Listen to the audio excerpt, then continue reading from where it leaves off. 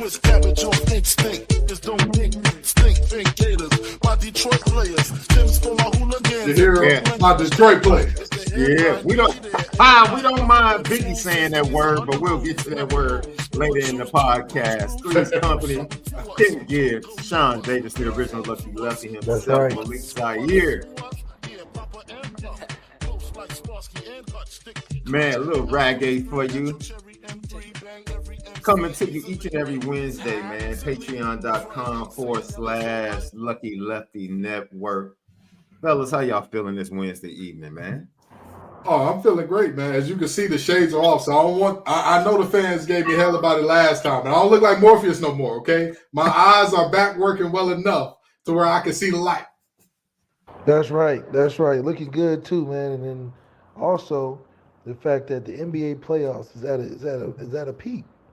I mean, I'm excited for every game in the series, especially with that New York and the Sixers. You excited for what? Wait, the Lakers at home, right? Oh man. This is LeBron's just preparing Bronny to have father-son championship run in year 22. You really believe that, Love?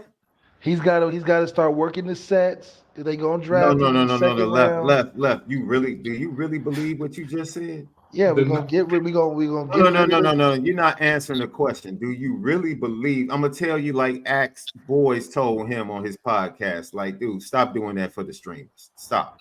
Seriously. Stop. Why will LeBron not come back and win a championship in year 22? He'll just have his son as motivation and passing the torch, just like Tupac did to Kendrick. And he gonna carry the torch and be the greatest. Lord Jesus, the Nile ain't just the river in Egypt no more. Lord, Lord have mercy. Oh, Left, man. You know what? I tried to save you and give you an opportunity, but if you want to keep walking off the cliff, go right ahead. I won't be with you. The Lakers gonna have a great shot next year. Left, you said the same thing this year. Matter of fact, you said they were going to win the championship from the 7th seed about 3 weeks ago. I said, if they don't get the Nuggets first round. No, that's not what you said. That's not what you said. If they don't, you got to put Deacon. You forgot to put Deacon. Arrest Darvin Ham. Okay. No, arrest Deacon Darvin. That's Deacon Darvin. I don't care if he's deacon, minister, pastor, reverend, the esteemed, the honorable. I don't care if the man live in Vatican City. I want him in jail for impersonating the coach. I don't know Jeannie Buss personally. I don't know her, but he stole from that woman. They need to, and you know what? They need to call the cops and say there was a light-skinned man that robbed just a gentle white woman. He robbed her. He took all the money. He took, but not all of it, but he took a couple limbs up off her because Darvin ain't do nothing but stand on that sideline with his hands in his pocket. How are you the first ever team to blow 4 double-digit leads in one first-round series? First one ever. They ain't never seen it before. Every single game you lost, you had a double-digit lead. That means you got the talent. When Mike Malone said, yeah, we have adjustments we haven't even had to go to yet, I said, yeah, get Darvin Ham out of here. He's garbage truck juice. He's trash. Basura, terrible. Get him out of there.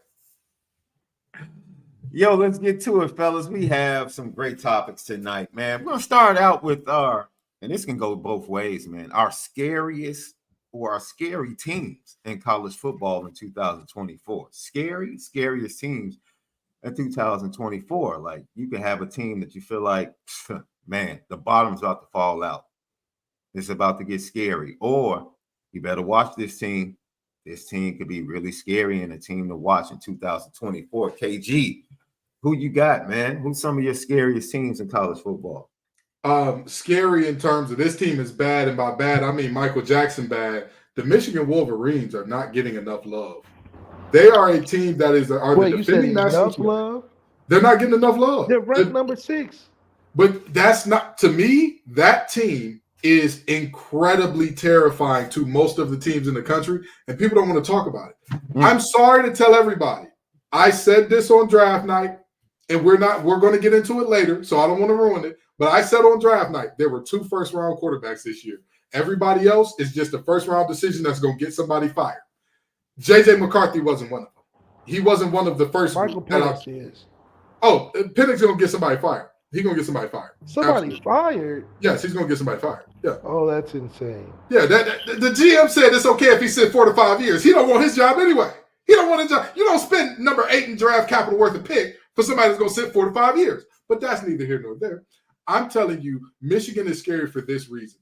That is a team that I like Cora Malott. They got better at the running back position with Donovan Edwards being the main man that carried mail. That's my very honest opinion here. I like Wilson sure a lot. That's not your Detroit bias coming through? Well, Donovan Edwards is from Bloomfield Hills. He ain't a Detroit guy. He ain't a Detroit guy. Well, you don't respect him like that. I don't know. He's outside I the city respect. limits. He's outside the city limits. I respect his ball game, but he from one of those places where if you out too late at night looking like one of us, they go, "Hey, what you doing around here?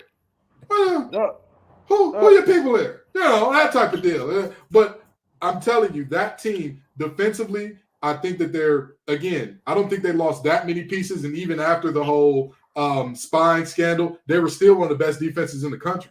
They showed it against some of the best offenses in the country. They showed up and still were dominant.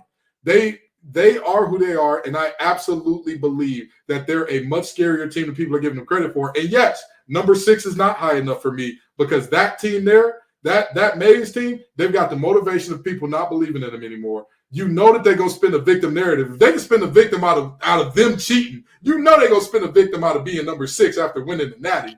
And I'm telling you. And Pumble, poor old Minnesota. And Pumble, poor old Purdue. And Pumble, poor old Wisconsin. And listen, they're going to pummel those poor teams. But that's the other part about why I think that they're going to be dangerous, because they're going to pummel those teams. And when you give a team like Michigan a week off, when they get a week where they get to play the starters for only 3-4 for only 2 quarters, and then the rest of it, they got the young guys in to say, hey, go ahead and get some experience out there. That team is going to be dangerous. That's a very scary team on the good end. A team that's scary that I'm looking at like, hey, these boys, I don't think they're for real. They might be kind of fraudulent as Ole Miss. I'm sorry to tell you, they can't stop a runny nose with Robitussin, a COVID shot, and 3 pounds of tissue. I really don't believe in that squad. And Lane Kiffin has shown us who he is time after time after time again in big games. Why do we keep saying every year, this is the year Lane Kiffin gets over the bump? This is the year he gets over the hump. How many times that's like me saying every year, my dad gonna come back from the store. He gonna come back from getting that milk. Baby, the line wasn't that congested. It wasn't congested for years worth of people in there, okay? I'm sorry to tell you, it's just not happening. So honestly and truly, I don't believe in Ole Miss. I don't know why people keep giving – well, I know why people keep giving them love, because the SEC just means more, but they don't. They don't mean no more than no damn body, except Mississippi State, because they're going to win the Egg Bowl again. But that's about it. Left, who you got? Who are your scary teams, bro? Scary teams, obviously, is Notre Dame. I think a lot of it is because the credit that they're not going to get throughout the season until the playoffs, and that's when it's going to become the scary, because nobody's going to want to match up with that. Another scary team, I think, is going to be Oregon. I think Oregon is going to actually break through the barrier of mediocrity and make some headways this year, just because of their positioning in a conference where I think they can take the advantage in the first year using their speed and being more built for something that in a playoff system they can catch a team. I like Dylan Gabriel, I like Dante Moore. They got some depth, so I think Oregon's going to be all right. You got any scary teams going the other way? Alabama's your scary team, right? You feel like they're going to lose 4 games this year. Alabama, first of all, what did I say about Alabama? They're only going to win. You said they're going to lose 4 games this year. That's what you said. For at least 4. At least 4. My fault. Because think about it. Let's look at the transfers from Alabama. They lost their really good linebacker, Blackshire. They lost their 5-star safety in Pepe Woodward. So that's telling me right there, when does that ever happen? They already lost Caleb Downs before Kalen DeBoer even got into the building. So what does that tell you about the direction in which the people in the building believe in, and what that can do when you're losing talent at the wrong spots? Alabama's known for linebackers They're known for safeties. They're known for defense in general. So you're bringing in guys that are coming from a new conference, like they did their quarterback and their receiver and their corner. So it's going to be interesting to see how they're mixing into that nuanced Alabama roster. You know what? I'm going to go ahead and say my good, dangerous team or scary team is going to be the Arizona Wildcats. Jed Fish, Noah Fafita, T. McMillan, both of those young guys return to the squad. They sit at 9, no longer in that Pac-12. So we'll see how things play out. And then they add some really good players in the portal.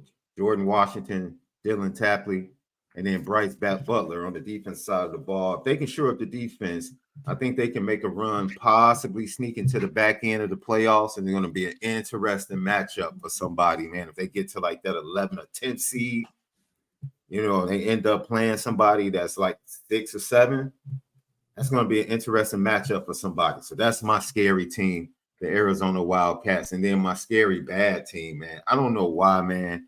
It's so much buzz around the Texas Longhorns.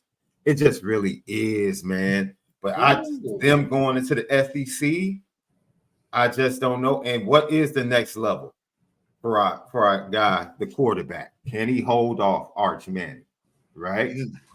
Is he truly going to be that first-round pick, number 1 quarterback coming out, maybe before Shador, right behind Shador, maybe right behind Carson Beck? Like, what are we going to see from Quinn Ewers? He lost weight. He got more efficient, but he couldn't make the big plays against Washington to get them over the hump.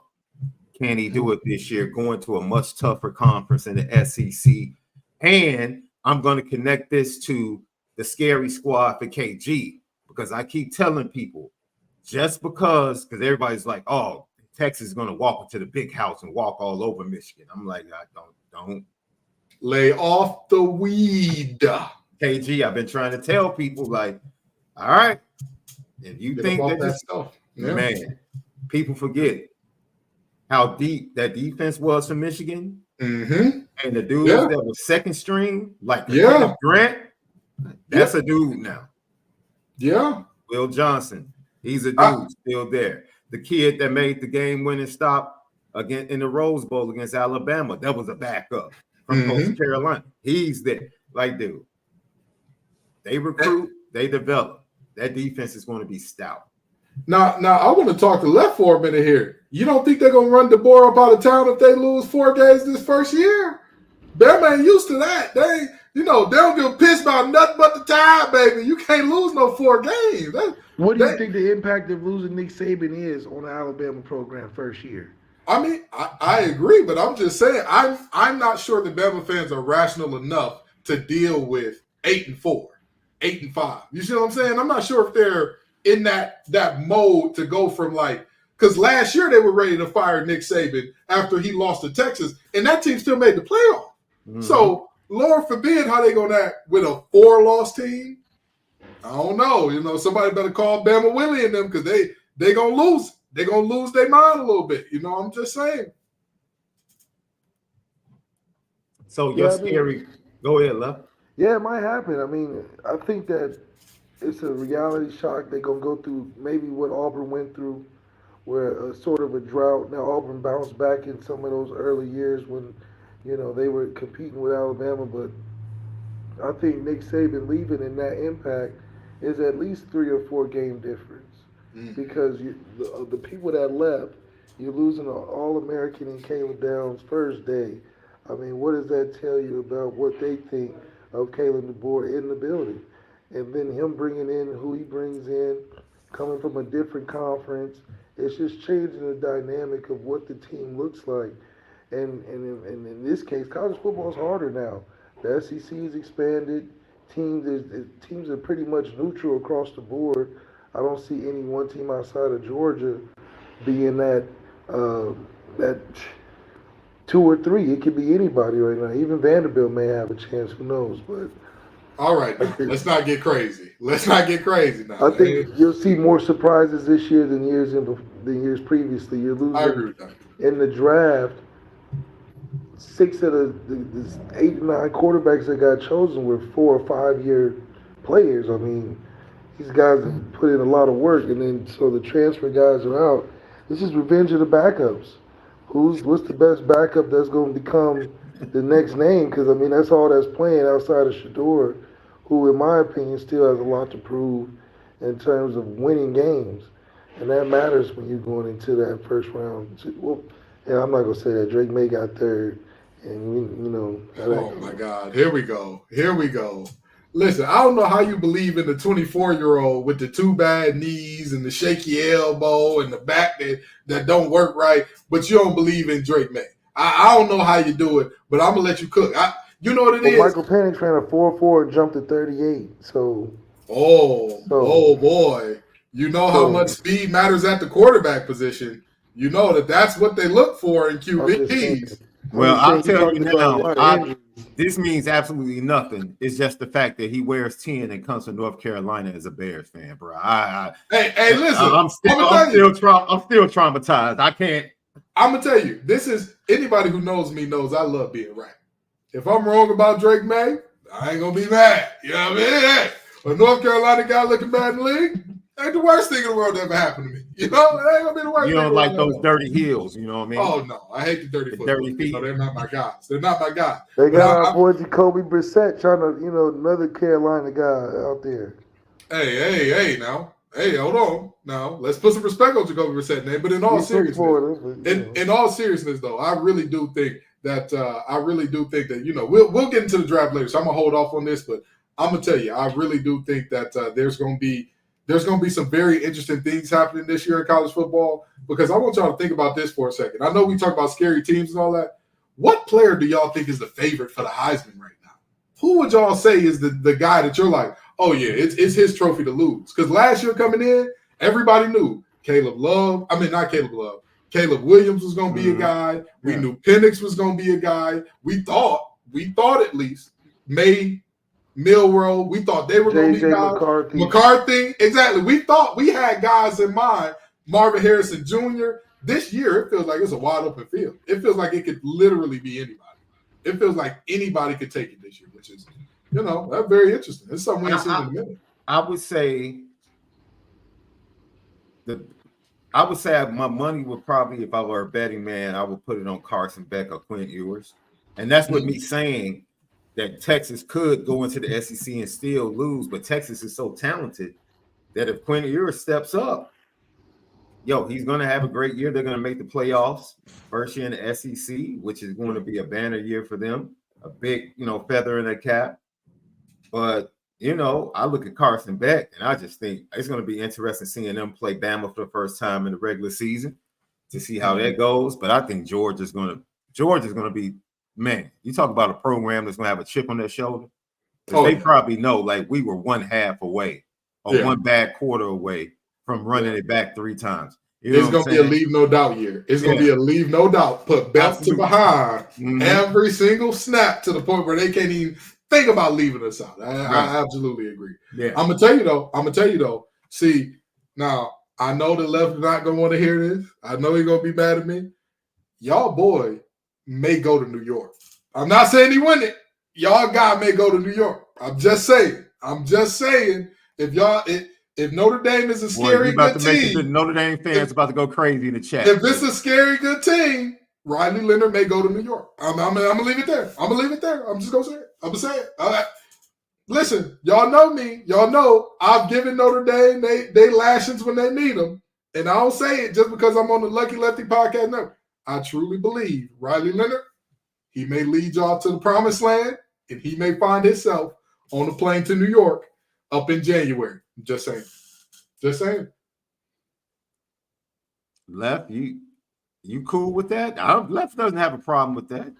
I wouldn't have a problem with it. It seemed like he had a problem with it before. It seemed like he had a big problem with it before. I wonder if Steve Angeli has something to say about it. Oh, here we go. I'll tell you this right now. Starting Steve Angeli would be an interesting decision. And if that were to happen, I'll just say this. Y'all better win it all. You better win it all if you start Angeli. That's all I'm gonna say. Yeah, if you start Angeli and you lose 4 games, oh, y'all, I'm going to be indignant on this here show. I'm going to come in on Three's Company and y'all going to hate me. Y'all going to hate me after that fourth one. KG, have you seen that schedule? I'm just letting you know. That's what I'm saying. Dude, that's what I'm saying. You can start at quarterback. They're not losing quarterback. They're not losing quarterback. I'm just saying, if they have a bad year, if they have a down year, and then Jelly is the guy, okay. It's impossible for us to have a bad year. Okay. You know the crazy thing? But that's Steve Angeli. Somebody just said it in the chat. Steve Angeli would definitely start for North Carolina State. What does that have to do with anything? I'm just pointing out the difference. First of all, I definitely disagree because I think that no. He doesn't. Hey, I like the little freshman you got. I love him. I love him. You got. I love him. I love the kid. Give him a year to get a little bit bigger. Let me tell you something. I wake up every morning. Me and Georgia Tech fans got something in common. We wake up every morning. We thank our lucky stars that Mario Cristobal exists. Every single day. I wake up and I thank God. I say, boy, we would have never had a shot at that kid. His school, 45 minutes away from Miami. They said that if Miami would have offered him earlier, they might have got him and the number one receiver in the class as a duo. Because they played together. Him and Williams, they boys. They took too long to offer the quarterback. Thank you, Lord, for Mario Cristobal. I can't thank him enough. He didn't have to do it, but I'm so glad he did. I'm so glad he waited to give him that offer. But I mean this very genuinely. I'm telling you, all we need from McCall, be on time, be on target. NC State's weapons are one of the most underrated groups in the country, in the entire country. So with that being said, just wait. See, I see the face. Don't worry about it. Just wait, brother. Just wait. And here's the crazy part about it. You want to know the real funny part about it? There's a thing, there's a thing. We in Kappa Land, this is when you cross a lot of real young dudes who did the little college credit courses in high school, and they cross as freshmen, they say you got longevity because they're gonna be there for a while. When you look at these guys on the outside for NC State, oh my God. Noah Rogers, who was an All-American, coming in as a freshman. Mm-hmm. Jonathan Paler, who's an All-American, true freshman. Mm-hmm. Concepcion, freshman All-American last year, sophomore. Yeah. Justin Jolie, tackle breaking his tight end in the country. Mm-hmm. I believe he was a sophomore last year, so he got 2 years of eligibility. Yeah. I'm telling you, you can make every funny face you want, lad. But guess what? When I put that money on FanDuel and I put it on NC State to win the ACC and go to the playoff, I'm going to be making funny faces all the way to the bank. I'm like, oh my Lord. Guess when it's Wait. So you saying it right here on Three's Company? On May 1st, they're going to the playoffs? That's what you're saying? I'm saying this. NC State has the 5th best odds in the conference. They're plus 900. Seem like some valuable bets to me. Seems like a valuable bet. That's a good value. Louisville is at plus 500. Give me NC State. If you believe in Tyler Shuck and Jive over Grayson McCall, that's on you. Give me State. Give me State. Dude, that's why we can't wait to the last Saturday in September. Bring Tyler, bring him.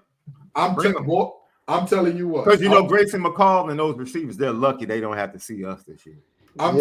If you did see us, you would be coming to the Bend, and that would be a problem. That would be a problem. Oh boy, that would be a problem. Oh yeah, Shay. Yeah. Let me tell you something. See how he's acting for the stream right now. I'm gonna tell you the truth. I honestly believe Notre Dame does have one of the better secondaries in the country. I think that would be an excellent matchup. I think it'd be an excellent matchup. Thank you for reaffirming what we already. I don't believe when I look at NC State's wide receiver core. I mean, top to bottom, it is like literally you go down the line and you try to look for guys who you say, oh, he can't play. I know that he can't play. And you're going to be real hard up to find a guy like that. I still want Concepcion. But we don't need him. We don't need him. He might be third on the depth chart at Notre Dame. Yeah. All right. If he's your third as your slot man, I'm telling you. Wait. I'm thinking they use him out the backfield as well.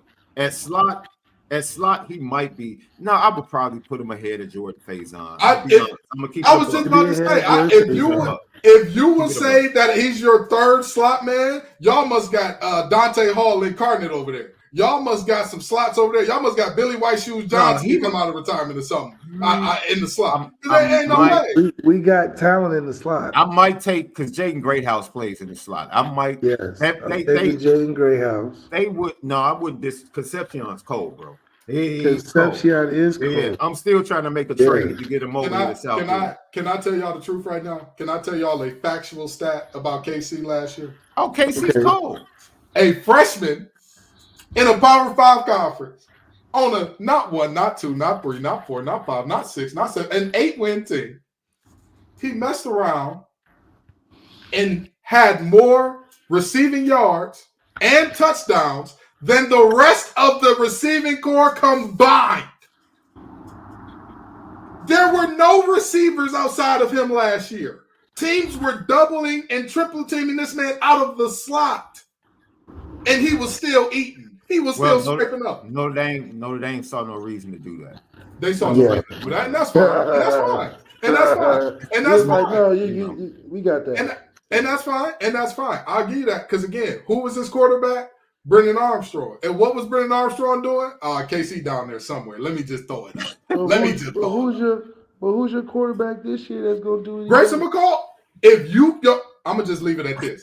If you don't know the difference between Grayson McCall and Brendan Armstrong in terms of passer, that tell me right there you wouldn't know the difference between you know what, I ain't gonna say that because I'm gonna keep this show clean rating. But that just tell me that you wouldn't know the difference between a brand new diamond and some diamond dust earrings. That tell me you wouldn't know the difference. You would look at them and say, oh, the light hit them the same. They twinkle the same to me. You got you some cubic zirconium on your chest sounding crazy because you don't know what a real diamond is. Let me tell you something. One of those two quarterbacks has 100 touchdowns and less than 20 turnovers coming into NC State.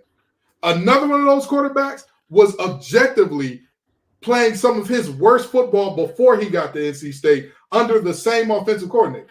I'm sorry to tell you, brother. I'm sorry to tell you, Grayson McCall is the guy. He's got the goods. It's just that Tim Beck made y'all forget because that's how bad of an offensive coordinator Tim Beck is.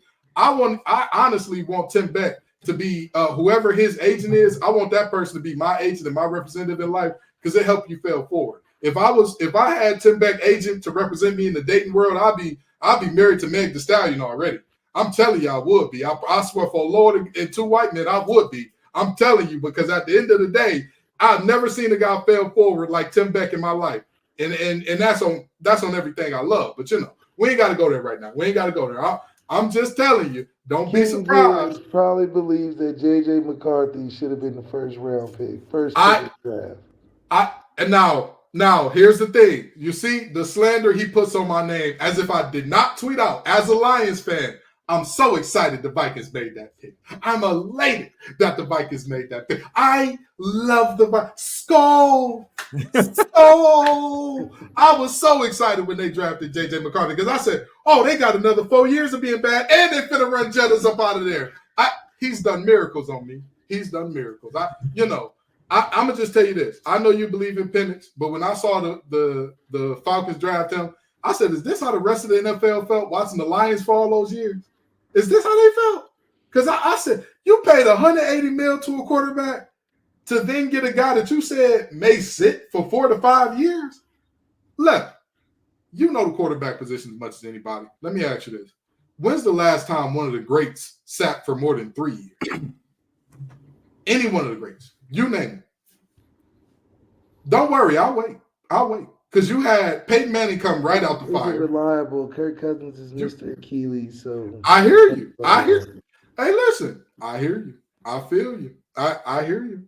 I mean, hey, hopefully you're right for your boy Michael Penix's sake, because he's a little old. He'll be geriatric if he sits for 5 years. He'll be going grazing his beard like SHAUN. He'll have the salt and pepper rolling. Hopefully he's married by then, a lot like SHAUN too, so he ain't got to worry about the dating market, And besides, it look good on SHAUN. I'm not sure how it's going to look on Penix because he still wear do-rags. Do-rags with the salt and pepper might look a little crazy. I'm just saying, but I digress. Hey, man, salt and pepper looks good on your brother. That's what I'm saying. You know It looked good on you. It looked good on you. You know what I mean? If to you was out, borrow a phrase, you know, no matter what side I look to, I'm looking good. You know what I mean? Hey, I'm gonna tell you. If you was wearing satin do-rag, and salt pepper, I might not have agreed to come on Three's Company. I'm not gonna lie to you. I'm not. I would have looked at that text. I'm like, hey man, can you come on do a pop? Hold on now. Hold on. I got a reputation to protect. Brother. I can't be doing that. I can't be fooling around. Oh man, Three's Company, Lucky Lefty Network, patreon.com/Lucky Lefty Network. Your hometown I talked to several people in the media from Chicago that said they had a fabulous time in the D for the draft, bro. Great job, your hometown hosting the draft. But we got to talk about this draft. We can talk about the Falcons, but the quarterbacks, 6 taken earlier than they've ever been taken in an NFL draft. Questions abound. I will say this, as much as you talk about J.J. McCarthy, and I have been bombarded by Bears fans, I guess they feel like it's a take. I don't think it's a take. J.J. McCarthy, no matter what you think about him, I think he stepped into a better situation than Caleb Williams. Oh, yeah, he stepped into a great situation. Now, what he's going to do with that situation, but he's not expecting. They're not expecting JJ to be Pat Mahomes. Yeah, I agree. Chicago's expecting Caleb to be Pat Mahomes, bro. But that's what I think works against JJ McCarthy more than anything else, because JJ has a ready-made situation. If you look at a lot of these other quarterbacks, Jaden McDaniels, who I'm also not a big believer in, he's a guy that is going to get a lot of time because people look at that. I know the people gonna get on me for that one. But the reality is Jaden McDaniels has a situation where he's gonna get time because that offensive line in Washington, good God. If us 3 were pass rushing against them, I know we could get home at least once. I know we could. I know at least one time we could run a little Texas extra and get home. But that's the reality of people are going to say, oh, no, his situation's bad. Give him some time. If you look at even Spencer Rattler, who was drafted way back in the 5th round, if he would have got drafted earlier by the Saints, people would say, well, that receiving core, how good are they outside of Olave? Penning is a bad left tackle. He needs time. J.J. McCarthy walked into the worst possible situation for him because I think that he was one of the least pro-ready of the guys that they kept talking about in the 1st round, and he's going into a situation where he should be, if he is as pro-ready as everybody thought, he should light the world on fire from day one. Mm-hmm. You've got one of the best duos of receivers. People talk about Jettas all day. Addison was amazing his freshman year. And Litnikoff winner. He was amazing once Justin Jefferson got hurt. That's what I'm saying. Crazy thing. That's what he was with suspect quarterbacks. Yes, exactly. He turned into their receiver number 1 and was still balling out and killing dudes. So I'm telling everybody out to listen. You got Hawk, you got Addison, you got Jettas. I'm still willing to bet he don't throw for 3,500 yards and 35 touchdowns. I'll bet anybody who will listen he don't put up those stats. With one of the best pass catching trios, not just in the league right now, in the last 10 years. You can't give me 10 that are better than those 3. And I mean that with everything I love. You're going to have a hard time. KG, you know what the challenge was? And I challenged Bears fans. I said, tell me what makes the Bears better offensively. I said, tell me. And they said, receivers. I said, okay, that's fine. I'll give you the receiving core. The Vikings are better everywhere else. Yeah. They got a better tight end, better offensive line. Offensive line is good. Better running backs, and a better play caller. Mm-hmm. Their play call is pretty good. Yeah. So, and let's talk about it. And guess what? Sam Darnold starts, right? He starts early, right? But guess what? They're going to find out real quick because they're going to be looking around. Hawk is always open. Why can't we hit him? Jettas is always open. What's happening? Addison is cooking every second corner in the league. KJ Osborne is working people in the slot. Why can't we get the ball to him? And then all of a sudden, year 1, they're going to give him the he's a rookie deal, when he underperformed. Year 2, people are finally going to put down the McCarthy Kool-Aid. Year 3, they're going to be drafting another quarterback. Now, who want to bet on it? I'll put whatever on it. But and they may even do this in year 2. By 2026, I guarantee you the Vikings will be taking another quarterback. Because again, JJ has all the skills and all the tools. He couldn't light up Maryland's defense. And I don't want to hear nothing about, oh, Michigan was so dominant running the ball. That Maryland game was a one-possession game that if JJ played better, they win by a mile. Maryland should have won. That's what I'm saying. If Baby Tua doesn't wet the bed, they definitely win that game. And that's my point. That if you have an actual good quarterback, if you drop off the actual best quarterbacks in Michigan history on that team, they dominate that game. You drop off Chad Henne. You drop off John Navarre. Hell, put Shoestring Robinson back there, and they not having a tough time against no damn Maryland terror. The three Maryland corners got drafted though. Hey, I hear you. How high were they rated in the country? Would you go as far as putting Devin Gardner back there? You know what? This is what I will say. Devin Gardner and JJ, it's about a wash. From what I saw in that game, it's about a wash. It's about a wash. Wait a minute. KG, the man won a national championship. You putting him on Devin Gardner's level, bro? Let me tell you something. I only tell you the truth of what I see. I only tell you the truth of what I see. I don't go by names. I don't go by who won what, who did what. I go by what I see and what the numbers bear out. And the numbers bear out that JJ McCarthy underperformed. He was underwhelming. He was very underwhelming with one of the best running games in the country, with one of the best tight ends in the country in Loveland, with one of the better receivers in the country in Roman Wilson. He was all right. He was never this guy that when you give that, I'll say this. If you switch any of the other guys who went in the first round with JJ McCarthy, do you think Michigan has a single game that's won by single digits? I don't think so. As much as I don't believe in Jaden McDaniels, I think that they would have dominated. Jaden still would have put up crazy numbers. Maybe not as crazy as what he put up at LSU. He still would have put up crazy numbers. Penix, Penix would have thrived. He would have chilled back there in the pocket for all day tomorrow, made a sandwich, brushed his waves, made sure that he put that good pomade in there before he got rid of it and still done some good things. Mm-hmm. I'm sorry to tell you. I don't believe in JJ at all. But again, if I'm wrong, and I'll admit it. I just don't believe in him. I don't, and again, like you said, he's got a ready-made situation. So we'll see how ready-made he is. It'll show us right away. We'll see it. We'll see it out the gates. Hey, biggest story from the draft. Biggest story from the draft. I'm going to start. My biggest story is the fact that it just seems like every year it pays to be a good organization.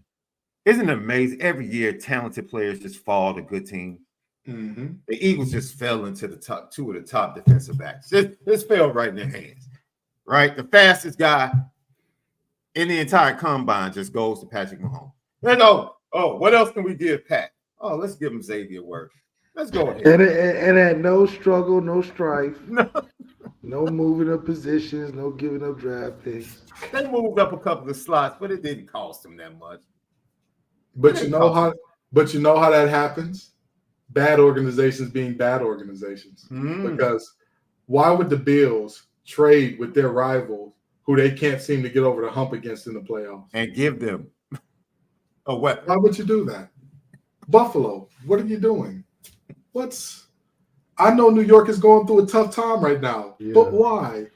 Why, Buffalo? It's foolishness, But you're absolutely right. These good organizations did have some fantastic drafts. And, I'm going to tell you this. My story of this draft, honestly and truly,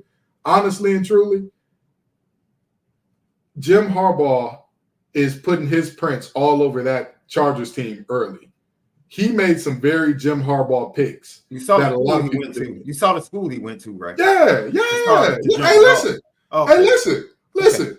I would never in my life disrespect Notre Dame offensive linemen. You know what I mean? Because y'all got too many good ones. Even y'all bus might show up outside my house. Now I got 6'5", 6'8" white boys outside my crib looking for me. I don't know who I'd rather have outside. Them or the boys with the Hellcats and the SRTs. Either way. 6'5". No. We 6'6" and up. But that's what I'm saying. I don't want no problems with that. You know, like I said, you know, when they talk about King, come outside, the Notre Dame boy just want to talk. They ain't gonna jump you. I know what that means. I'm from the west side of Detroit. I'm calling the authorities. I'm staying right inside.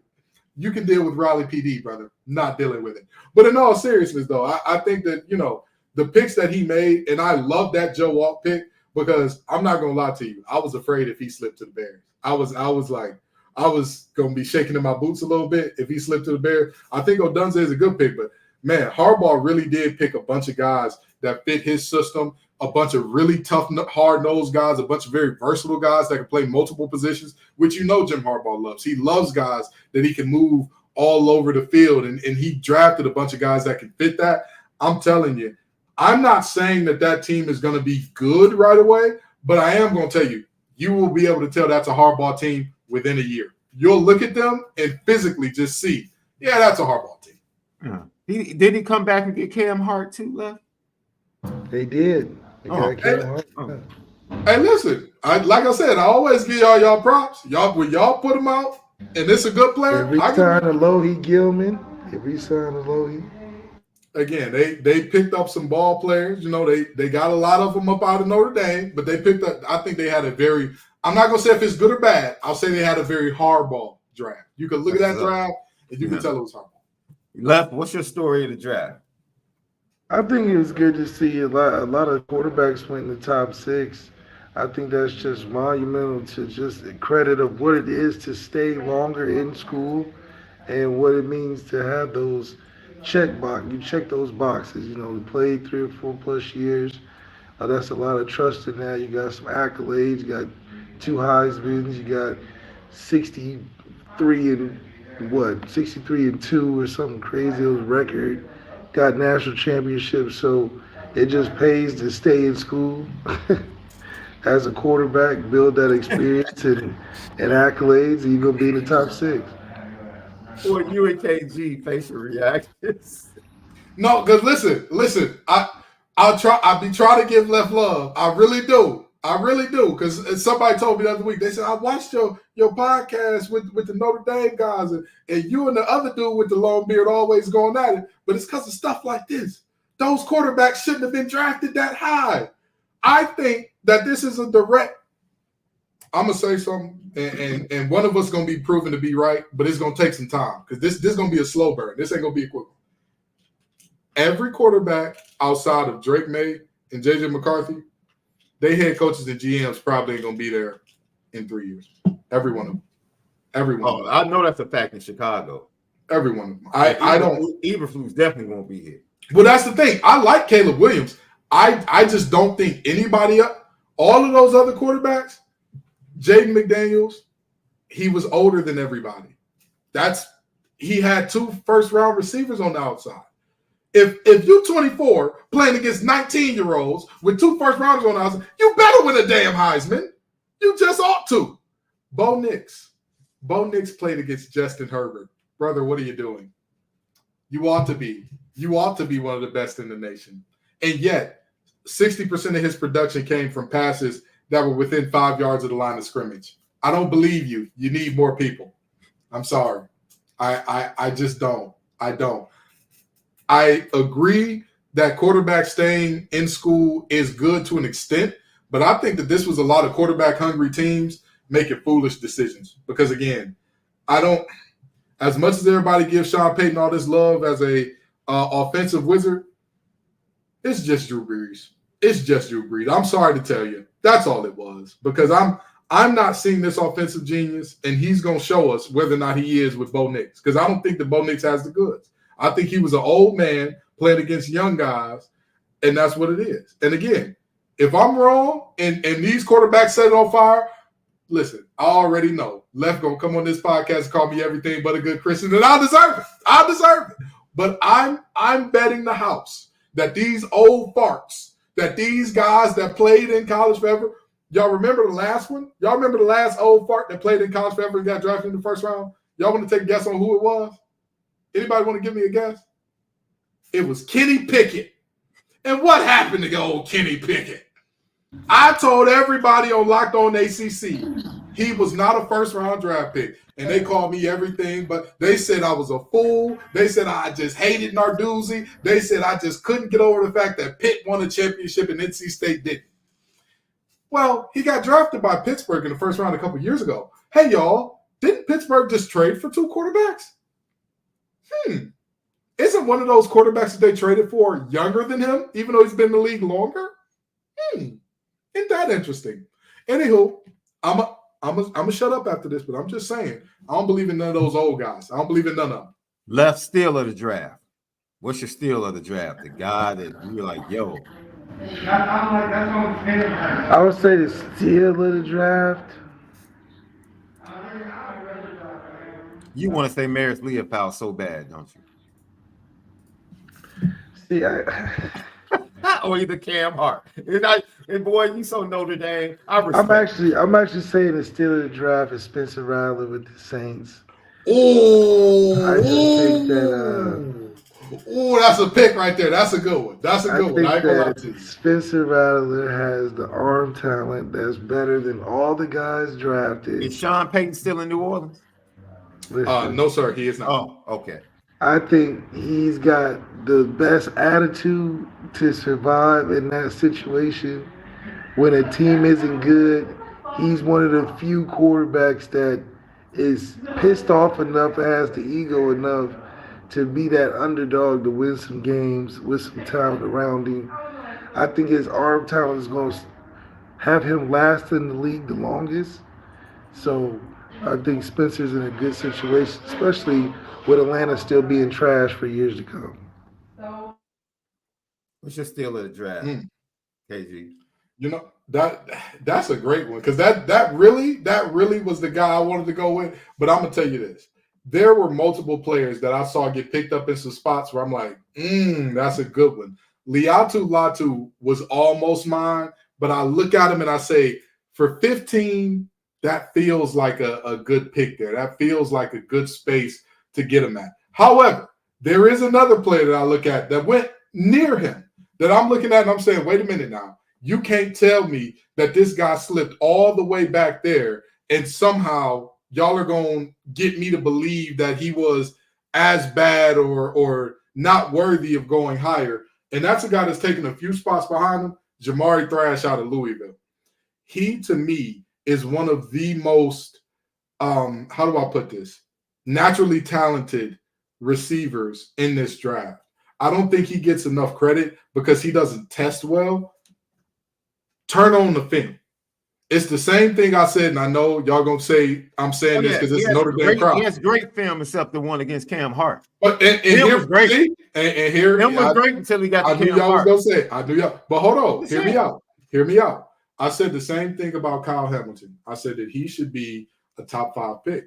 I don't know why everybody is talking about his 40 time. Turn on the film. Jamari Thrash, everybody's looking at all the measurables. Oh, what is he? What is he not? Jamari Thrash needs some refinement in terms of his route running and in terms of his releasing. And in terms of his releases, absolutely. I don't think that there are 5 better receivers in this draft when it comes to when that ball is in his hands and you got to get him on the ground. I could name maybe 2 off the top of my head that I'm like, oh, no, Jamari ain't messing with them. And that's Keon Coleman. And I want to say it's the young man from – it's a small school, but I can't remember the name of it right now. But I believe it's Louisiana Tech, but he's really good after the catch as well. But those are the only 2 that I would say are head and shoulders above Thrash with the ball in their hands because, objectively speaking, when he gets open and gets the ball, he's a load to bring down, even though he's this slender guy with a frame that's not the biggest in the world. So I think that he was a steal going in the 5th round. And even beyond going in the 5th round, the other thing that makes me say he was a steal, he's going to a really great situation in Cleveland where if they can just figure out the quarterback, he's not going to have to be the guy right away. And guess who's going to be his mentor? A guy who specializes in releases and route running, Amari Cooper. Oh, there's not a better – I think that's one of the best picks. That, to me, is on that Xavier Worthy level of, like, the situation that fit a perfect for who he is. Look, man, let me tell you something. That is a great – I didn't even really think about Thrash. Let me tell you, he impressed me. This is when you find out something. That Miami game towards the end of the year. he had no business being on that field, bro. Yeah. Yeah. And this kid was out there gutting it out. He would have had an incredible day if he was able to lift his arm. Mm-hmm. Incredible day. But he was still gutting it out, making plays when he could. Yo, that's when I gained respect for that kid. You know, because I'll be honest, I came out of it, you know, I think y'all Notre Dame guys. As soon as y'all beat somebody, y'all don't respect them no more. As soon as y'all beat them. You're right. Because I did that because I watched Aaron Donald go up against Zach Martin. And I was like, oh, man, this Aaron Donald's overrated, dude. I actually came out of the game like, this is the Aaron Donald dude. He's not all that. And then this dude got to the league, and I was like, oh, maybe Zach Martin is just really good, too. Yeah, Zach Martin on fame, too. maybe Zach Martin was just really good as well. So, I wanted to go and stick with the Rams initially because the fact they got Braden Fisk and Jared Verse. Yeah. Braden Fisk in the second round was a good one. That was a great pick. I'm like, you got the teammates right after Aaron Donald retires, and you're a playoff team. Yeah. I'm like, yo, once again, great organizations. They just seem to have talent fall in their laps. But I'm going to make KG smile a little bit. I'm going to go, hey, the Pittsburgh Steelers have been trying to get somebody on the inside at linebacker for a long time since the tragic loss of their captain. Yeah. Peyton Wilson at pick number 8 in the 3rd round. Ladies and gentlemen, let me tell you something. That cat, Omar Epps, is happy up there in P-Town. Yeah, Omar Epps is real happy up there in P-Town. He might have a dude at linebacker, and that defense with J.J. Watt and the rest of the crew. Yeah. And that's another ready-made situation. You got defensive linemen in front of you in terms of DeMarvin Leal and Cam Hayward and company and T.J. Watt, to where team's not going to be worried about you. Team's not going to be worried. And who better to have in a situation where team's not worried about you than the linebacker that runs a 4.4? What a time. What a time to be alive. What a time. Y'all ran speed at linebacker before Devin Bush ran a 4.42. Well, I mean, Devin Bush ain't Peyton Wilson. I'm sorry to tell you. Left just wants to rain on your parade all night. Hey, listen. Mary J. Blige said that they don't bring no hateration and holleration in the dancery, but that's all right. That's what Left does. He gonna bring the hateration and holleration, and that's all right. No, I really do like Peyton Wilson, though. I think I thought he was incredible just throughout the season. And he adds perfectly into that mix. I mean, you talk about a guy like T.J. Watt, and then him being in the middle, like you said, they're not paying attention to you. He's got talent like he does. He'll make a lot of plays early. Yeah, I love that kid, man. Absolutely love him. And it's cool. He's 2nd place behind Xavier. I'm telling you, I know y'all know who Ryan Roberts is because y'all cover Notre Dame and all that. And he's a guy that I had on Locked on Wolfpack literally 2 years ago. And I talked to him about Peyton Wilson. I said, what is the consensus among GMs on Peyton Wilson? He said, and I quote, Peyton Wilson is a bona fide first rounder unless there is a health concern that is outstanding. Unless he cannot stay healthy after this season, he's a first round pick. That just so happened to be the year Peyton Wilson had blown out his shoulder, didn't play beyond the first game, I believe. But it's well known. It's documented. That is a first rounder. Again, if you playing Madden and you could turn the injury filter off, that's your guy. Unfortunately, it's real life, right? If ifs and buts were berries and nuts, squirrels will never starve. We live in the real world, and Peyton's got to stay healthy. And if he can stay healthy, that Steelers defense, he matches the Black Air Force energy that is the AFC North. He matches it 1,000%. Three's Company, Lucky Lefty Network, patreon.com/Lucky Lefty Network. You guys can take it, man. I don't know what the heck. Oh, dude. Prime and Shador, man. I take it, man. Take it. I wanted to defend Prime. I really did. Because I know that a lot of the hate that he gets is due to it being not only a brother in charge, but a brother who leads the way he leads. A brother who is the full expression of himself and of bravado. I know that that's a lot of why people dislike him and all that. But him quoting players stats, talk about LOL, oh my God. What are you doing, man? You're 50. You're 50. I wouldn't even like it if my son was doing that. If my son was talking about other people's stats, I'm immediately telling him, take that down, man.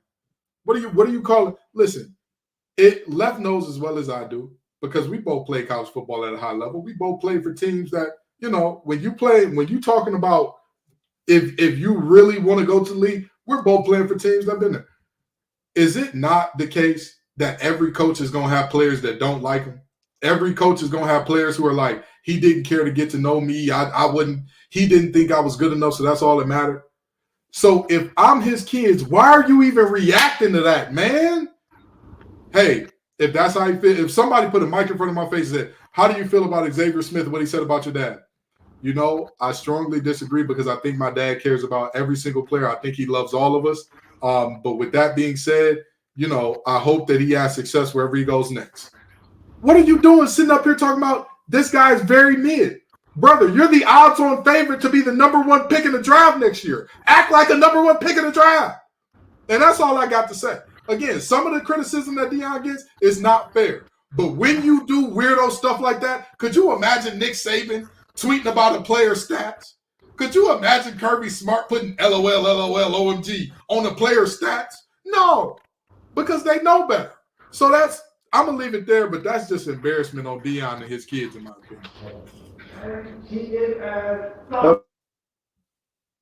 It's really just the world we live in. I don't know.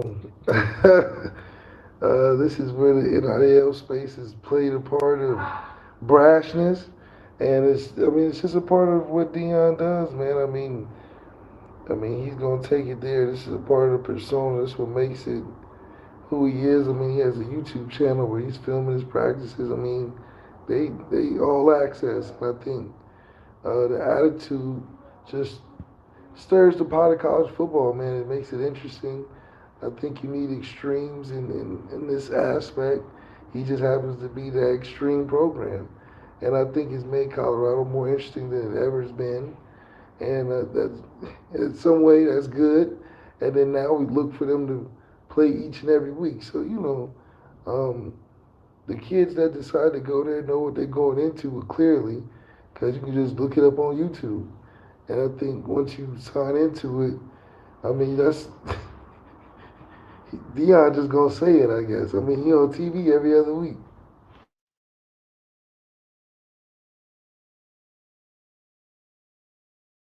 Yeah, I was embarrassed for him. Yeah. And it was a moment. I think it was a bad moment, but I was embarrassed for him. I was just embarrassed for him, and that's what social media does to us, man. Yeah, that's what it is. They talk out loud. It's a shame. And he's too old. He's too old to be doing it. To me, again, I'm not mad at leaning into the bravado and being who you are. I'm cool with that. I never want to knock anybody's confidence in the way that expresses. But to me, again, personal attacks at other players, if anything, make it your bulletin board material if they disrespect and see you. Mm-hmm. If somebody is saying, oh, he only care about his sons and that's it, he can't develop nobody else, this is what I would put on my board for every other player. I will put it on my board and I would say, so every player not named Shedeur or Shiloh, do y'all understand what this means? This means that they think so little of you. #1 left tackle in the nation. They think so little of you. Hey, all of the running backs that are still here after Edwards' transfer, they think so little of you. My wide receiving room, my defensive lineman, they think so little of you that they think that you can't prove it on the field. Dan Lanning said we doing it for clicks. Now, last time I checked, y'all get up at 5 in the morning to lift the same way those boys in Austin do. Last time I checked, y'all get up and run hills in the morning. Last time I checked, y'all do everything the right way that you're supposed to do it, the same way they do it Tennessee, the same way they do it Georgia, same way they do it Michigan, same way they do it Bama. And this disrespect is not lodged at just me. This disrespect is lodged at us. I'm not Colorado. We are the Buffs. And this is how you're going to let people talk to you? I ain't got no reason to go back and forth with a 22-year-old. Why would I? Say what you want to say to me. And guess what? It's going to go right up on that bulletin board. It's going to go right up on that bulletin board for all my boys to see. So when it's time for our dogs to hunt, we're going to answer all that talking with our play on the field.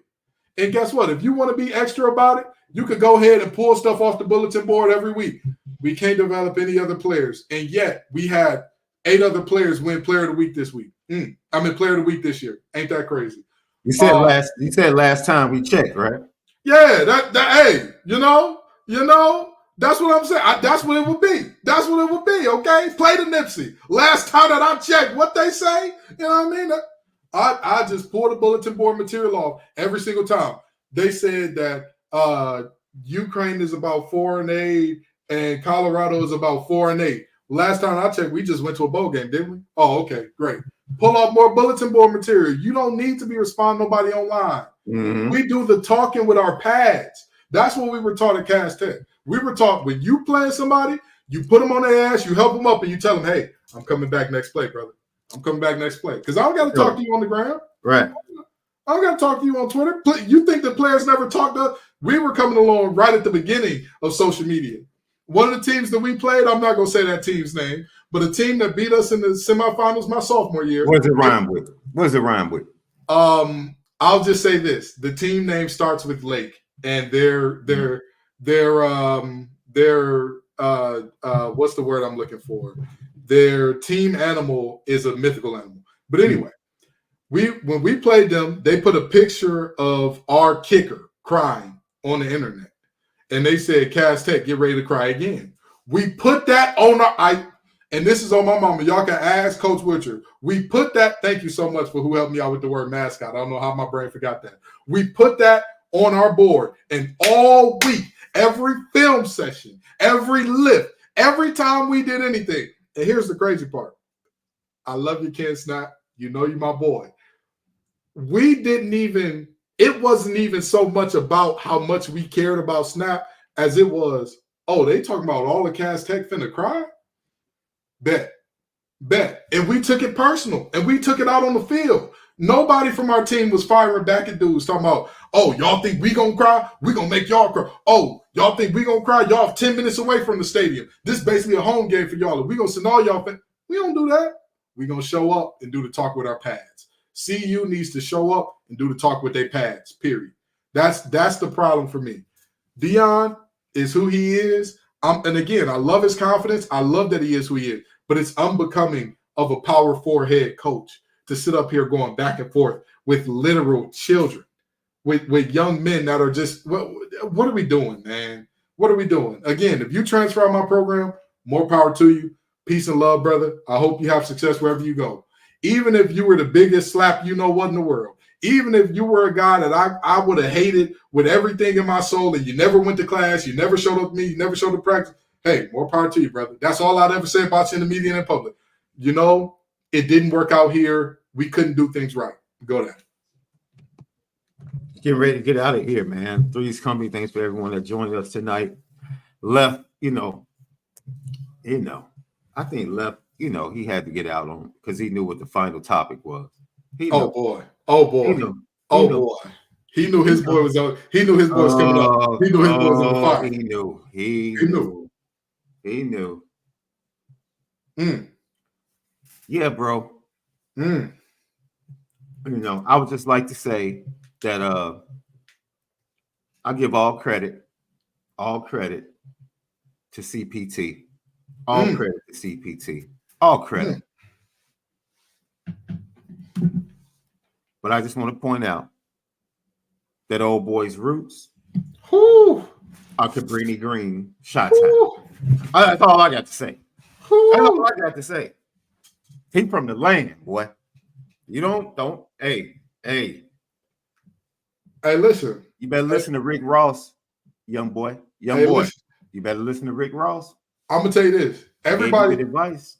Everybody keep asking me who the winner of this beef was. And again, I'm going to keep saying it's J. Cole. He got out of here because he knew. You know what I mean? He knew. You remember, Sean, when you and your homeboys was when y'all was younger and y'all just wanted to test each other hands out to make sure, like, all right, if something go down, I need to know. Box a little bit. Let's throw on the boxing gloves. You know, we're gonna go a round or two, 3 minutes. Somebody get the timer, get the stopwatch, 3 minutes, we're gonna go at it, right? And then the guy that y'all didn't like showed up. He like, yeah, let's put on the gloves. And you're like, oh, whoa, whoa, whoa, whoa, whoa. This energy is different. I thought we was all cool. What's going on? That's what this beef done turned into. And J. Cole got out when he realized, oh, this ain't friendly little love taps. They going to something different. They doing something different, baby. That, you know, that it was, I'm gonna tell you. This here, I'm here for it. Drake, let's hear the response. I want to hear this thing, and I'm gonna tell you this much. This beef here, yeah, it's gonna get mucky and dirty. That's why Left got out of here, because he said, y'all ain't finna tell me that my boy ain't raising his son. Hey, hey, you know, when the bars are about not raising your kid, not seeing your son every day, hold on. You know, that's different. That's what 37-year-old beef should sound like. I'm sorry, but two 37-year-olds shouldn't be going in the booth talking about who's got a bigger house. I want to hear you all talking about who's maxing out their kids' Roth IRA. That's what I want to hear from you too. Let me tell you something. Can I give you a few of my favorite lines, bro? Oh, come on with them. First of all,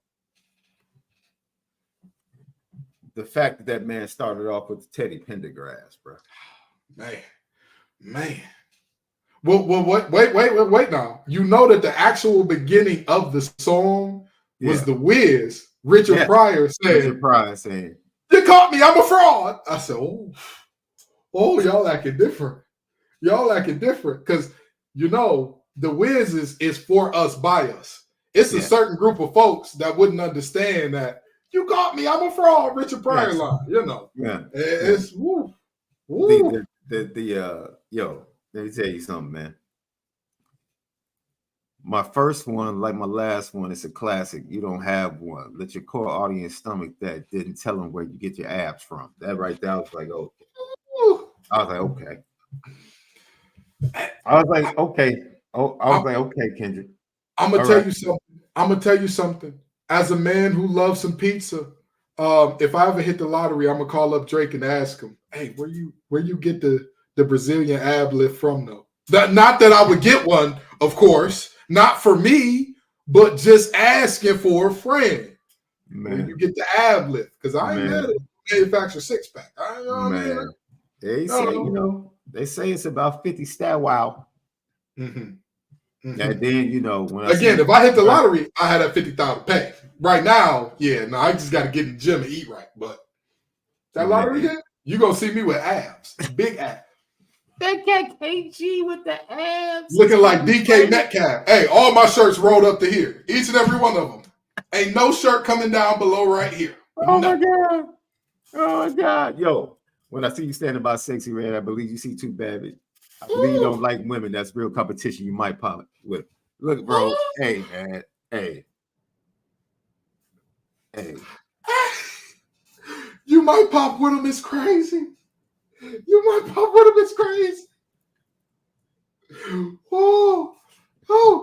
you know what? The whole line that led into, you don't know nothing about that. You don't know nothing about that. Like, okay, this dude on something right now. He's on something. You know what, though? We got to give Meg Thee Stallion her love because she was the first one. She was the first one to call out Drake for being inauthentic. She said that he faking gangsters, faking accents, posted in somebody else's hood like a bad beat. She was the first one. You know what I mean? Hey, and I'm not just saying that because I want to date with her, but Meg, if you see this, then you did want to go on a date. I promise you. You know, my people will get in touch with you. Well, that's neither here nor there. But the reality is she was the first one to call it out. That's all I'm saying. You know what I mean? But Kendrick, you know, my personal favorite was forget about pushing P. How about you push a T? Whew. You be better off spinning the block than coming in and pushing that meat. Yeah. Brother. Yeah. bro. Because let me tell you something. That Pusha T diss was so bad. I have never seen the execs in the label get involved in the beef. Jay Prince was doing interviews every other day. I told Drake that's below him, man. I told him we don't need to be doing that. I ain't never heard Jay Prince talk a day in my life. Jay Prince is trying to protect his money. Oh, absolutely. It's a good listen. Jay Prince is a businessman. He protecting his investment. No disrespect to Jay Prince. We give him all the respect on Three's company. Mm-hmm. But I'm just saying, I ain't never heard him talk so much as when Drake got that whooping. When he said clean up but the stench on her. Did you see Birdman show up to his concert last night to give him a hug backstage? Oh no, but he needed. Birdman was like, it's gonna be all right. Yeah. I know you needed me tonight. I flew here. Let me tell you something. Yeah. Let me tell you something. See, Birdman is the OG and he needs to talk sense to his boy. You know, Sean, you ever had that guy in your crew that love fighting, but he can't fight? Mm-hmm. That's who Drake is to this battle rap scene. Like he loved doing it, but he can't do it. You know, like that's not your lane. You know what Drake's lane is? His lane is making hits. I'll get that to Drake all day, every day, because, and this is what I said, on my show, on my other podcast, Facts Over Acts, we had to talk about this. We said, who would you rather listen to on a 14-hour trip in terms of the rap civil war? The guys and girls on Drake's side or the guys and girls on Kendrick's side?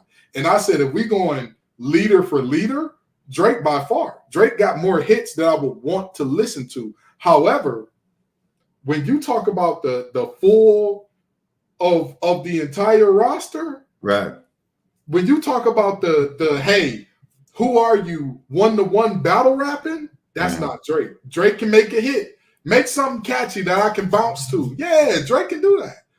With all due respect, you're not playing that. Mr. Morale and the Big Steppers in the club outside N95. With all due respect. See, this is my thing, bro. This is my thing. Let me break it down. I really do. Like Al in the chat said, Drake has killed careers. Who? Drake he did kill me. No, he did kill me for a little bit. Yeah. Who has he killed that's actually good? Hold on now. Hold on. Because the two best dudes, the two best lyricists he's ever gone up against are up. Kendrick and Pusha T are up. I'm gonna tell you. All the other stuff. He tried to poke. See, people forget this. He tried to poke at Jay. Yeah. He tried to poke at Jay years ago, and Jay was just pretty much like, dude, you ain't even worth it. I'm gonna tell you the best lyricist that he got. And listen, this ain't me taking a shot at Chicago, but I gotta say it. He got Common out the way. But that wasn't Prime Common. That wasn't Prime Common. That was Al. You see, Al? Dude, this ain't had nothing. I answered the question. This ain't got nothing to do with Kendrick. Kendrick minds his own business. Kendrick is not out there trying to act like what Drake is acting like. That's right. Who is good that Drake has killed? Answer the question. That's fair. Answer the question. And I'm gonna tell you, he did say Drake stand for do right and kill everything. So you do gotta back that up. You do gotta back that up as a killer. Meek, you keep saying Meek ain't no lyricist, man. The fact that you keep bringing Meek up is ridiculous. What are you talking about? But Meek has done more to kill his own career than anybody could. I said the question was, who has he killed that was good? Meek does not fit in that category. But that's what I mean. Again, Drake is not. He's trying to go into a lane that's not meant for him. You know what I mean? It's like saying, oh, who was the better wrestler in terms of on the mic between Undertaker and The Rock? Obviously, It was The Rock. It was The Rock. But when you talk about the whole performance, when you talk about the raising up off the casket and all that, that's where that's his lane. We talk about Drake and Kendrick. I don't blame him, though. Kendrick can go bar for bar with anyone. I don't blame Drake, though. Let me tell you why. I know why. Because you an old school guy. You an old school. Blame Drake. And listen, I'm not from the old school, but I'm ready to say where you. I blame the old schoolers. That's certified this point. Yeah. That's certified to fake. You certified to fake. So don't get mad. And the reason you certified to fake is you knew it was going to be good for business. Yeah. And you chose to stand next to him. And you chose to certify him. So now that he's gotten to a place where he's acting a fool and he's out of control, don't be mad. That's your Frankenstein. That's your Frankenstein. Live with it. Live with it. Live with it. Now everybody wants to take him out. No, you built it. You knew he was fake. You knew he was AI. You know his whole career was built on sinking sand. You knew that. You knew that. You knew who that boy was. And you chose. All the OGs that chose to certify him and stand next to him, that's on you. That's on you. I don't blame Drake. I don't, man, he took the certification. He took the check. I would have taken it too. Oh, absolutely. What is he supposed to do? Not take it? Absolutely. That still doesn't change the fact that, dude, you're not that dude. Let me explain something to you. I love reggae music. Love reggae music. And see, this is something we have to explain to people. Love reggae music. Love it. All I can do is participate in that culture. Right. I'm not from that culture. Yeah. I don't care if I go and make great hits in that culture, great music, go spend the next 10 years of my life down in Jamaica. I'm not from that culture. I'm a participant. Facts. There's a lot of participants in hip hop, bro. Yeah. That want people to believe that they're from the culture. You're not from the culture. Drake, you're not from the culture. You're a participant, bro. And it's cool because you can participate. There's nothing wrong with being a participant and being part of it. There's nothing wrong with that. And that's actually, there is a difference. That's a big part of this. That's a big part of this, though, because a lot of people, and I want to make this clear, because a lot of people are saying, oh, everybody's on Drake because he's light skinned, because he's biracial, because he's light skinned, because he's biracial. No. Let me ask y'all this: for the people who are saying that Drake is catching his heat because he's light skinned and he's biracial, why is anybody? Have y'all ever heard anybody question J. Cole's blackness? And his mama looked like she got an 840 credit score. No. Looked like her FICO is incredibly strong. J. Cole is an admitted, wait a minute, J. Cole is a backpacker? Yeah. That's why he recognized, you know what, this ain't me.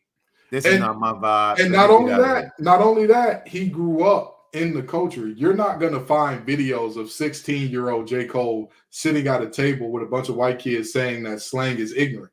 That exists for Drake. You're not going to see pictures. And then using the N-word with the ER on it. And not even like in a facetious, like I'm talking to my friends kind of way. Just like in a common conversation. I literally cringed when I heard it. I'm like, ooh, thank God this ain't my go. Ooh. Ooh.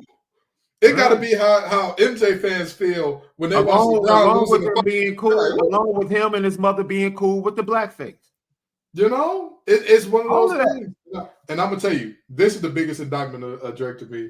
And I know we gotta go, but I gotta let this one fly. Okay, I listen to people and I hear what they say, and sometimes people have Freudian slips. You know what that is? When they say something that lets off their true intentions by accident, right? Now I remember Drake's slip. I was hearing him talk because everybody was asking him why he was at a girls' high school basketball game. And he said, I love women's high school basketball. Brother, with all due respect, what under God's green earth is women's high school basketball? Are the administrators and the teachers out there hooping? Because if not, those are 14 to 18-year-olds. Those are girls, brother. He pacifies them. And that's what I'm saying. But wait, let's get into the third layer of this thing. Euphoria is a show that Drake is an executive producer of that features what? Depictions of underage kids doing drugs and having sex. Now, all I'm going to say is this. It's another celebrity whose name I won't mention that had a very similar slip where he said that he's very anti-LGBT, but he said that he walked into a shower and saw one man getting killed by another man in prison. He thought that was something that happened. I said, wait a minute. If it's a public shower, you can hear the acoustics from a mile away. You've been in the locker room before. I've been in the locker room before. You can hear from a mile away. Drake told on himself. And that's why everybody, he talking about, oh, y'all said it because it was on the Joe Budden podcast. Brother, you snitched on yourself. You snitched on yourself. Because again, and here's the last part about this. I love watching all types of competition. Both of my sisters play volleyball. I love you, Kyra and Kyler. I know y'all are watching this. My oldest sister was all city, her first year ever playing volleyball. So I learned the game like that. I know what a libero is, a setter, middle blocker, outside block, hitter. I know all of it. Let me tell you something. When he said, I love watching women's high school basketball, even if he would have said girls, I would have knew something was wrong because girls' high school basketball is objectively one of the worst forms of sport I've ever seen. And that's not to be disrespectful because there are obviously different levels. There are obviously girls basketball teams that are like high level and they get it done at a high level. But the difference between them and even a mid-level team is like a world of difference. If you don't believe me, look at women's college basketball and the difference between the number 1 team in the nation and 25 every year. Look at the difference. In high school, it's even bigger. Nobody wants to watch that. If I was a millionaire, you couldn't pay me enough to go watch unless it was like a superstar playing. I'm not just going all willy-nilly. And that's all I got to say about it.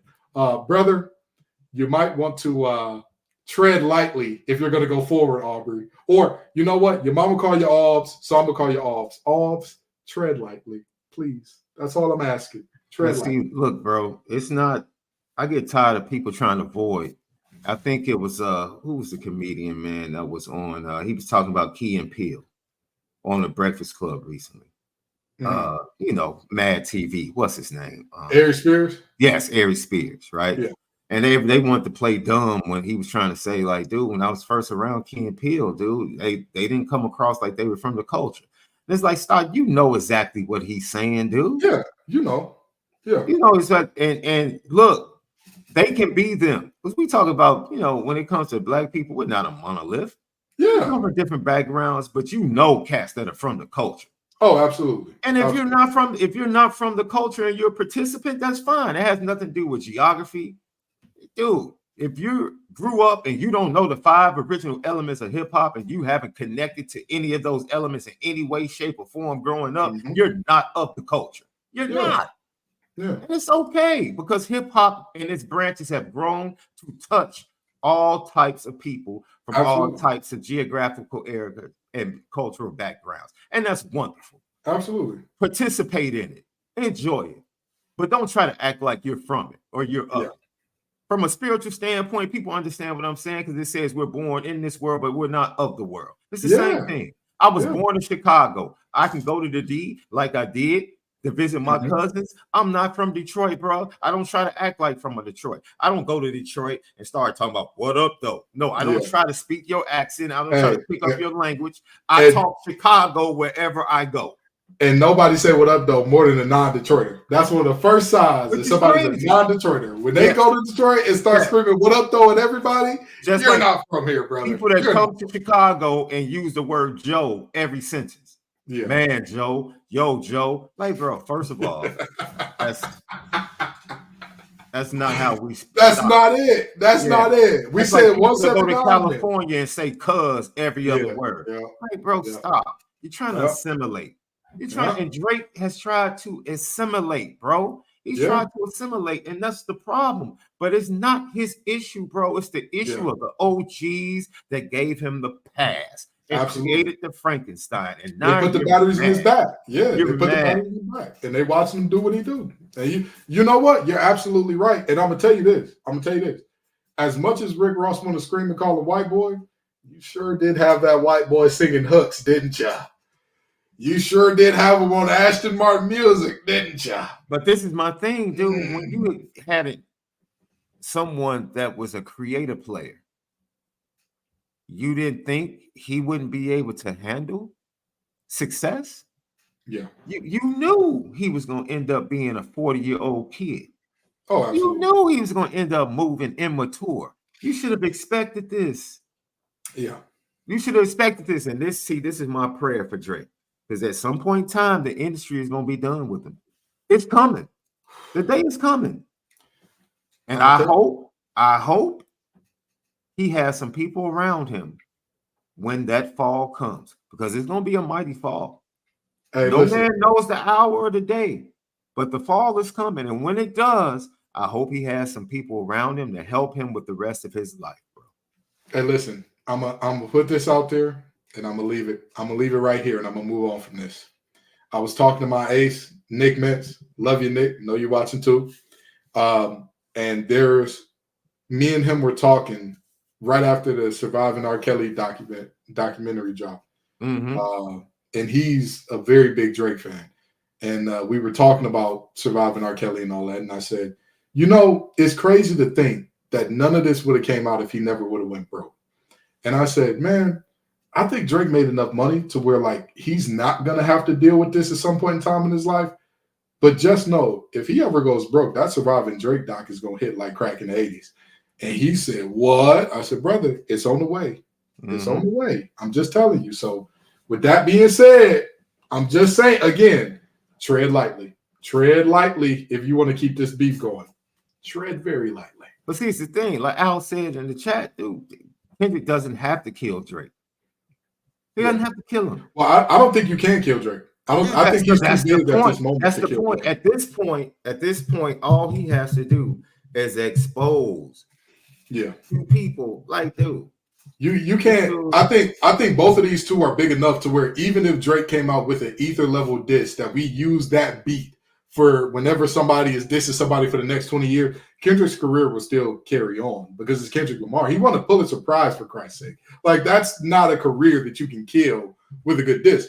Drake, like him, hate him, feel how you want to feel about him. Again, I'm not going to sit here and play like Drake don't got hit after hit after hit. He's too big to be killed at this moment. This is the problem. We can keep it real funky right now. I blame you, consumers. I blame you for pumping his head up. Wait. I blame you. I'm not for hits, because a hit is a hit. But I blame you for making him feel like and lying to that man and telling him, "Oh, you a dope lyricist." But that's knowing, like he said, if I'm fighting against you, I'm fighting 20 against 1. And like Kendrick said. And hear me out. This is why I say that we can't, because a lot of people right now are in the mindset of, well, we're going to blame the culture for letting Drake in the door. And I strongly disagree with that for this reason. As much as we hate to say it, Sean, when did Drake come into your consciousness as like, I know this guy is like a big time deal? Like what year? Mixtape when he did the joint. He did the Best I Ever Had joint. Okay. Mixtape. What was that, like 09? Yeah, so about 09, 010. Yeah. Now, here's where I'm going with that. By then, rap left the culture. And we don't want to be honest about it, but it did. It was no longer just for us. Rap was so ubiquitous that at that point in time, there's a certain group of people that were looking for the next one. They were looking for the next one. After there's a certain archetype of like people that are from the culture, you can feel the essence in the music. And while that music can be enjoyed and shared by everybody, to reach a certain level of commercial success, you need a certain amount of dissociation from the culture. I can be honest. This might offend a lot of people. Drake wasn't the first creator dude. Kanye was a creator dude. And I'm from Chicago. Wow. I'm from Chicago, and I'm telling you, Kanye had street cred, though. Kanye was certified in Chicago. Yeah. And Kanye went to New York and gained respect on the production side. So his journey is different from Drake. But as far as an artist and a rapper, oh yeah, Kanye was definitely a creator. When he got to that point and they realized like who he could be, they definitely start adding pounds and muscles and changing. Yeah. And hear me out. When you think about what Drake is and who his biggest supporters are now, it's a bunch of blogs that we don't know the face of, right? And 9 times out of 10, when they peel back the face of those blogs, it's not us. It's not us. Yeah. It's very rare that those Hip Hop Daily blog or Rap Talk Daily. It's very rare that those blogs are us because the culture has left our hand. All of these. I saw somebody trying to argue in the comments today whether or not Kendrick Lamar knew who he was talking about when he referenced Joel Osteen and not the child actor Joel Osment. And I'm like, see, that's what happens. Because again, the culture's not ours anymore. It's just like people pretending to not understand Xavier Leggett. I'm not from the South. I'm from Detroit, Michigan. I knew every word Xavier Leggett said very clearly. Because when you got family that, you know. But see, I'm telling you, that's it's what not I'm saying. That's why I blame the culture because they. But that's why I say you can't blame the culture because we didn't give it away. It was snatched from us. It was snatched from us. No. They certified that dude. Oh, okay. I get that. They certified it for the look and to get the financial gain from what they knew was coming. They knew, I get okay, that. they're about to I get elevate this dude. He's about to I be get the it. one. You're And right. it's going to help You're us. absolutely right. It's going to help. They said they knew this is about to help everybody. Oh, absolutely. Absolutely. So you can't take that, but then get mad when you see the fullness of what they did and how this fool is now moving and acting. Yeah. Yes, he's acting like a fool. He's moving like a fool. Oh, absolutely. Dude, he's fake. All of that. But you knew this was coming. How did you not know this dude is literally Will Ferrell in the movie with Kevin Hart when he's preparing him to go? That's who he is. That's who he is. But again, you have to, and I hate to say, who was Will Ferrell trying to act like and dress like? Lil Wayne. But and hear me out. And there's a certain phrase that I hear a lot. You have to sell out to outsell. That's a phrase that I hear a lot in terms of certain media personalities, and I ain't gonna say no names, but in terms of certain media personalities for sports broadcasting, for certain musicians, you have to sell out to outsell. So why does that exist? Because again, if you create for us from the culture, from that genuine, a lot of people don't know Shaka Khan Through the Fire. So Through the Wire won't have the same effect as a passion fruit. It's not going to have the same effect. It's not going to have the same. A lot of the reality is Drake blew up the way that he did, yes, because of the cosigns, but also because, again, rap had become, by 2009, rap had become a mainstream export of America. So it was not only folks who are not of the culture here that were enjoying it, it was folks who knew nothing about our culture worldwide.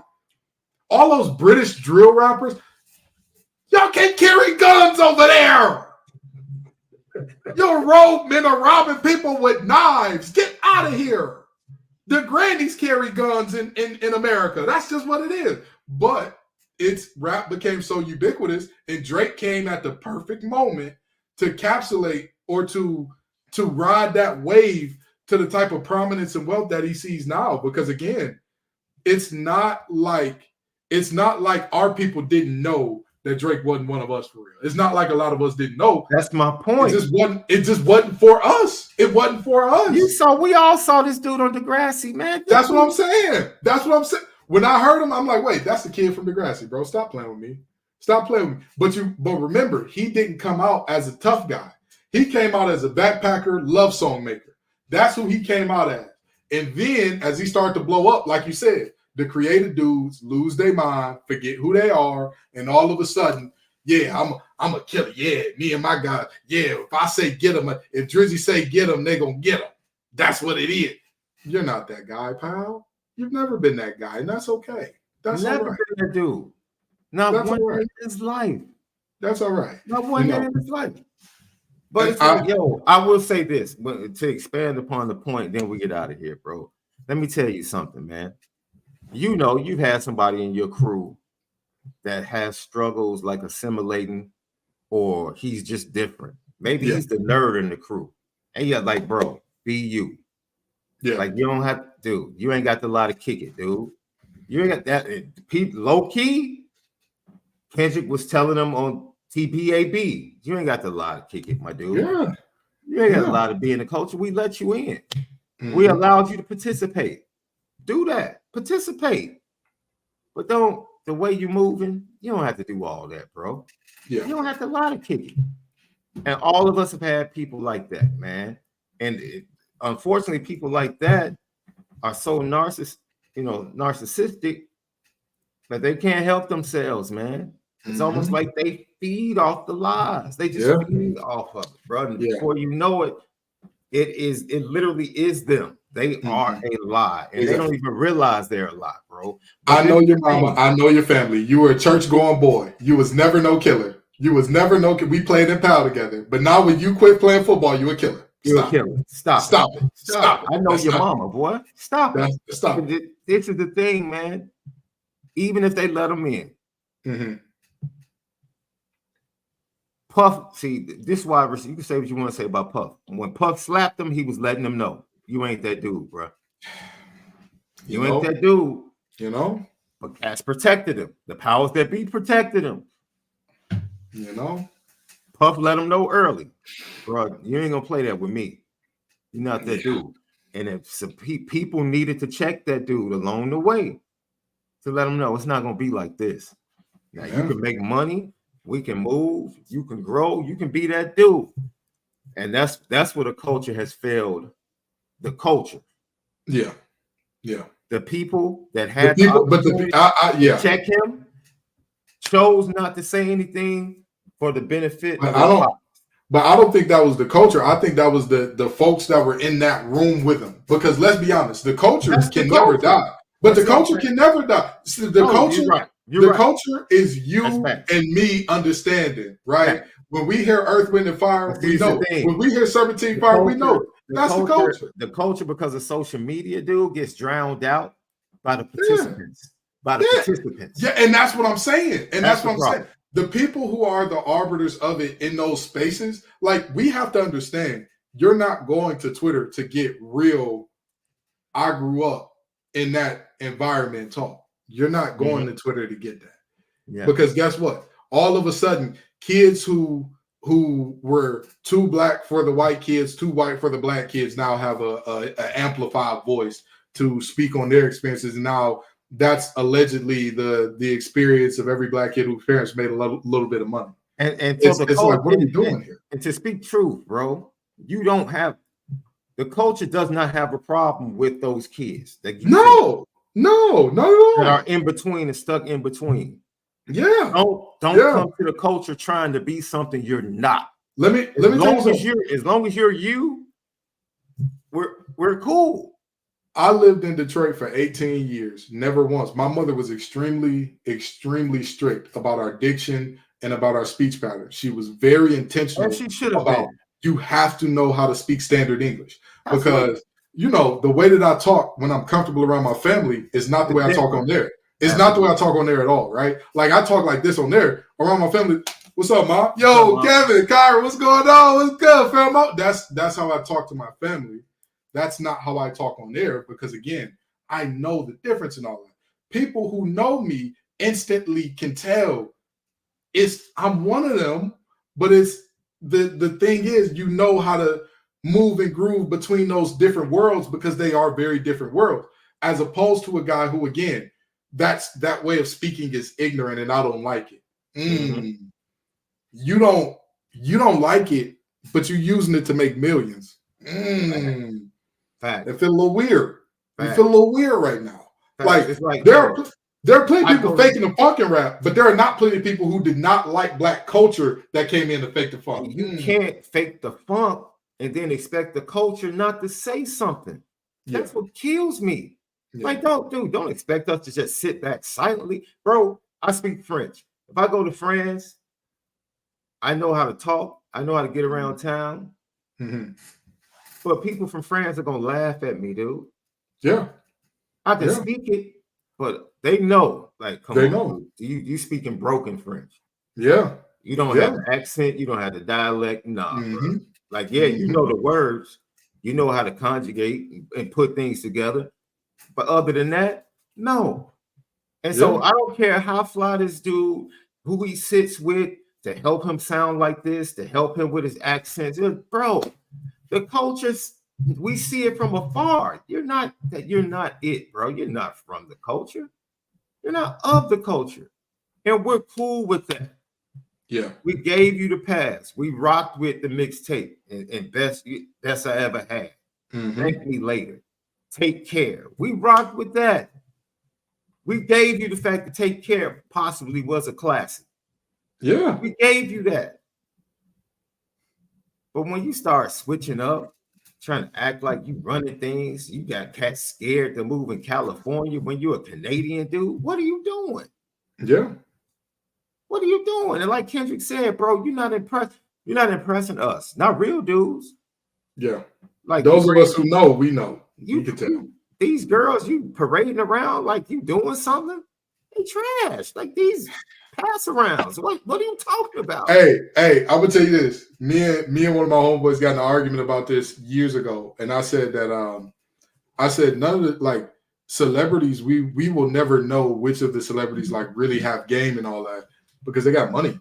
Like you don't need game when you got money. Like that's the great equalizer. When you got money and fame, that's an equalizer on a whole nother level. You know what I mean? In the words of one Sean Carter, ain't no such thing as an ugly billionaire. I'm cute. You know, and yet and still they all messing with the same 8 women, which is very interesting. You know, I mean, hey, get paid to those young ladies, but I just if I was that look, I know a dude that I got a chance to kick it with years ago. Out west, didn't make it to the league, played for Michigan State. Played for Michigan State, 2000s, early 2000s. Pulled one of the coldest and most respected black actresses. I watched it myself. Got no money, never made it to the league.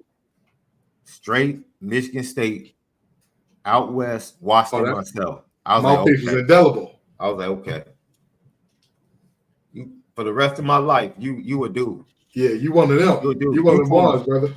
I just watched you pull that one. Yeah. And this was like before she got even bigger. I'll leave it at that. And she's one of the ones that everybody in the culture is like, man. Let me tell you something.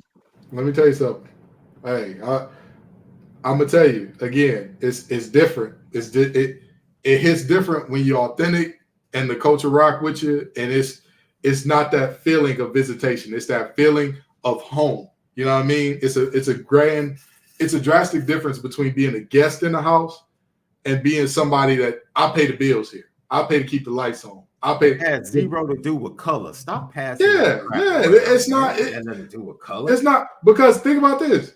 Wasn't Eazy-E hella light skinned? Wasn't it plenty of rappers that were light skinned that we?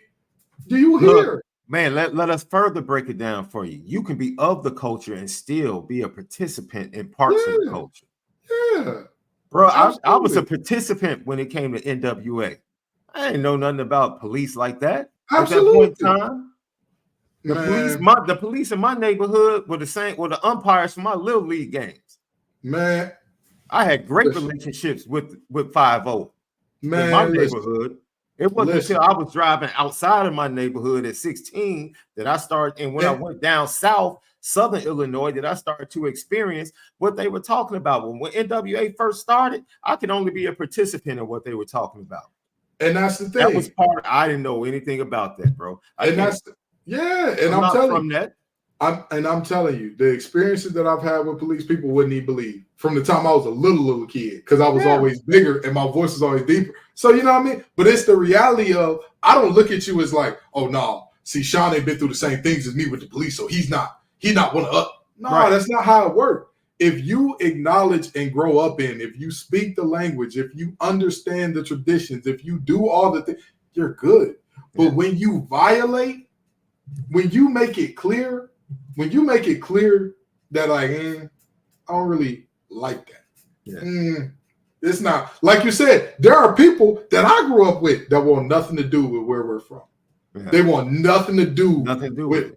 You know, oh my God, I hate everything about Detroit. I don't ever want to go back. More power to you. You're not that. So, you know, absolutely. I was all, dude, at that point, I was all tribe and native tongue. Yeah. All tribe and native tongue. And then I had a couple of experiences and I'm like, oh, okay. All right. Now, when I could only participate, now it's like, okay. Now I feel like, okay, this is me. This is my life. This is authentically Sean Davis now. Absolutely. You know, so it's a very real conversation, and there's nothing wrong with embracing it. That's what I get upset with. Like, it's fine if you want to never go back to what you grew up in. It's lifestyle. But man, that's either way, dude. That's your roots. You can't change who your mother. You can't change your mom. Hey! Stop telling us the Clippers choking in the comments. That's not a surprise. The Clippers are clipping. That's all that's happening. The Clippers being the Clippers. Them boys ain't never won a championship.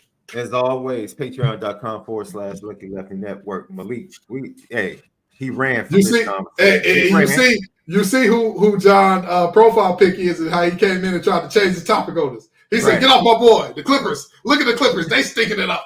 They stinking it up right now. You cannot trick me, John. You can't fool me, brother." Hey, man, have a great evening, man. Thanks for joining us right here at Three's Company. We'll see you guys next week.